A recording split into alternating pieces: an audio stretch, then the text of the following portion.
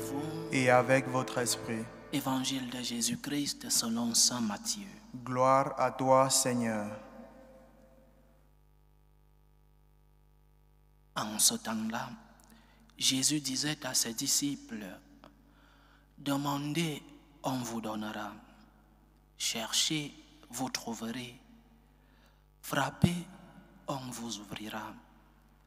En effet, quiconque demande reçoit, qui cherche trouve, à qui frappe on ouvrira. » Ou encore, « Lequel d'entre vous donnera une pierre à son fils quand il lui demande du pain?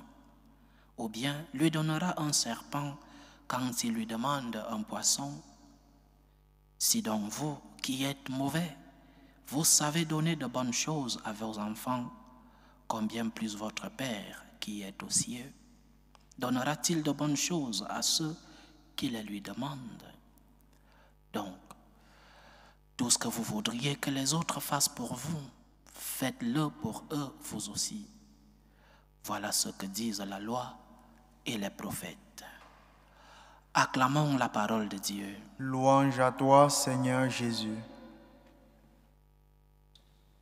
La grâce que nous avons reçue de notre Seigneur et la foi que nous professons nous enseigne que le Dieu qui nous a créés ne nous a pas abandonnés à notre chance comme l'horloger qui, après avoir fabriqué une montre, une horloge, la vend et ne veut plus savoir qu'est-ce qui se passe de cette horloge qu'il a lui-même fabriquée.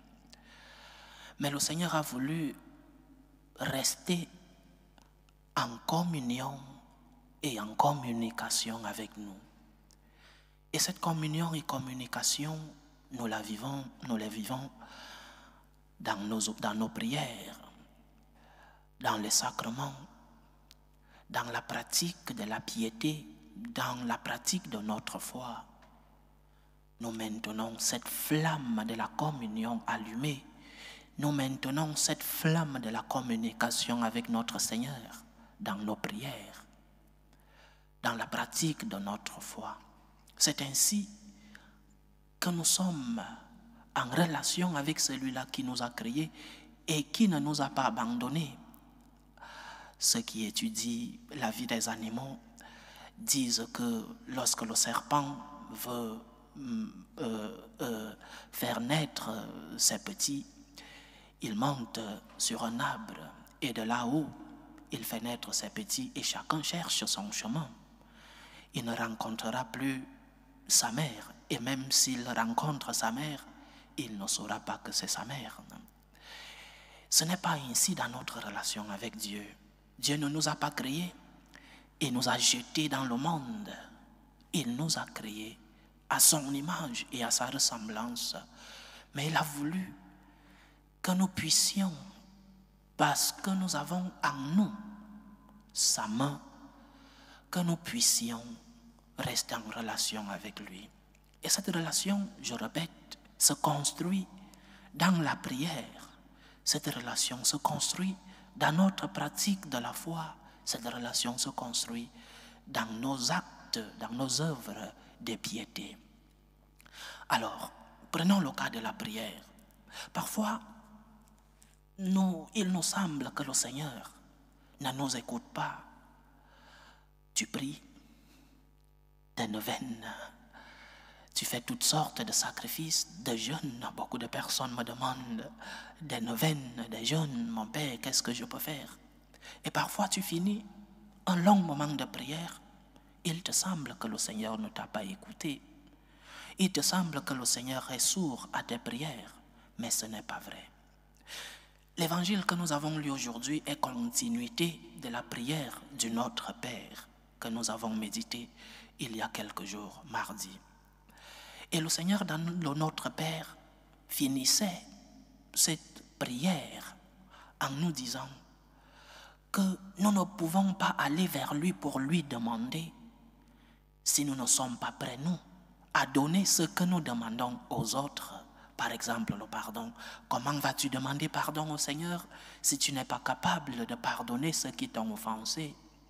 Comment te présentes-tu devant le Seigneur et lui demander ton pain quotidien si, lorsque tu reçois ce pain, tu n'es pas capable de le partager?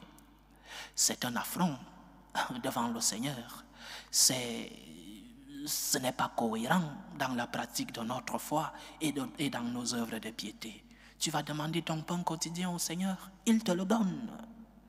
Mais que fais-tu de ce pain? Es-tu prêt à le partager? Tu vas demander pardon au Seigneur pour tes péchés, pour tes offenses. Oui, mais es-tu prêt à pardonner cette personne qui t'a offensé?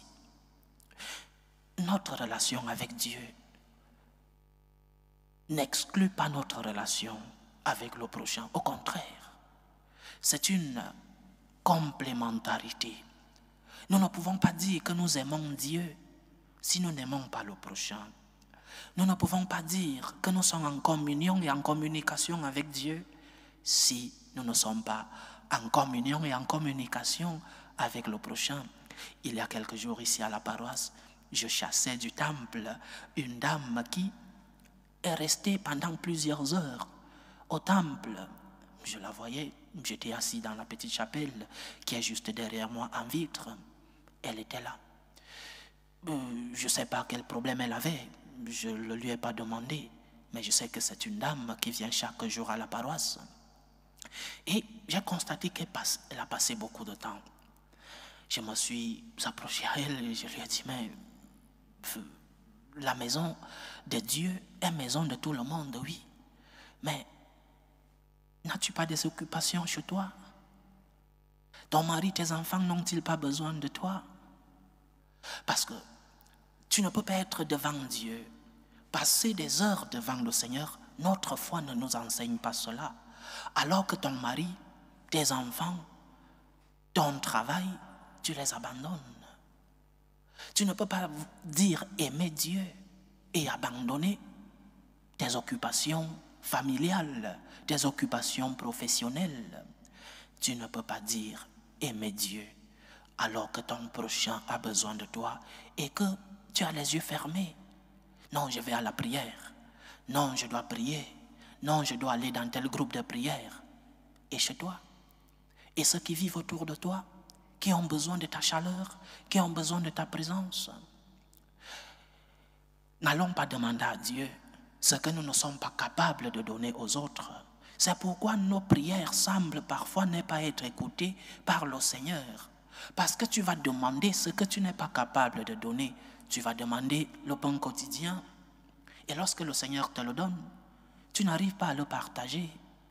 Tu vas demander pardon au Seigneur, mais le Seigneur te dit, attends, comment moi qui suis, nous disons notre Père, moi qui suis le Père de tous, comment tu viens me demander pardon alors que tu n'es pas capable, tu ne fais pas des efforts pour pardonner cette personne qui t'a offensé.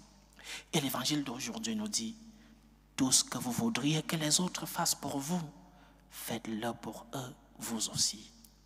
Parfois, nous vivons comme si nous sommes le centre du monde. Les autres doivent faire ce que nous voulons. Cet orgueil que nous avons de nous placer au sommet et au centre du monde, que le monde tourne autour de nous et parfois même que Dieu fasse ce que nous voulons et à l'heure que nous voulons.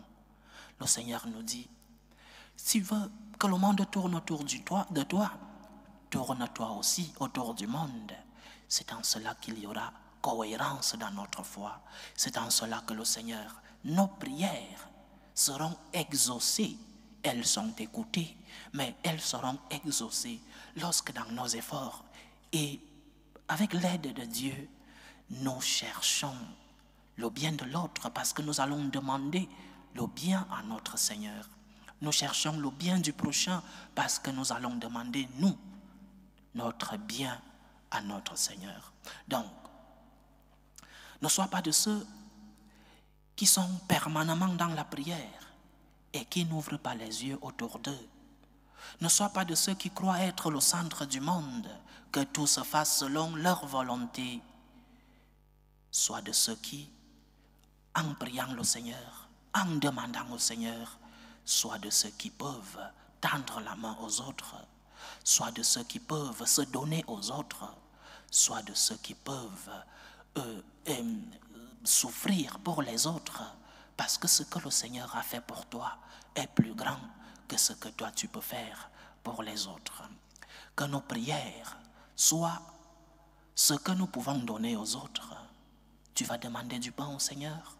Rassure-toi que tu peux donner un morceau de pain au prochain. Tu vas demander pardon au Seigneur? Rassure-toi que tu pardonnes ceux-là qui t'ont offensé. Tout ce que vous voudrez faire pour les autres, faites-le. Tout ce que vous voudriez que les autres fassent pour vous, pardon, faites-le pour eux, vous aussi. Ne sois pas le centre du monde. Laisse que le Seigneur soit le centre de ta vie et de la vie des autres. C'est en cela que tes prières tomberont dans ce cœur sacré de notre Seigneur. Et tes prières seront exaucées parce que le Seigneur voit tes efforts, parce que le Seigneur voit que ce que tu lui demandes, tu es capable de le donner aux autres. Que le Seigneur, dans sa grande bonté et sa miséricorde, remplisse nos cœurs de son amour, qu'il remplisse aussi nos mains des œuvres de charité, charité pour son Église, charité pour le prochain. C'est ainsi que nos prières auront un écho dans les oreilles de notre Seigneur et tomberont bien sûr dans son cœur sacré. Que le Seigneur nous aide. Loué soit Jésus-Christ. À jamais.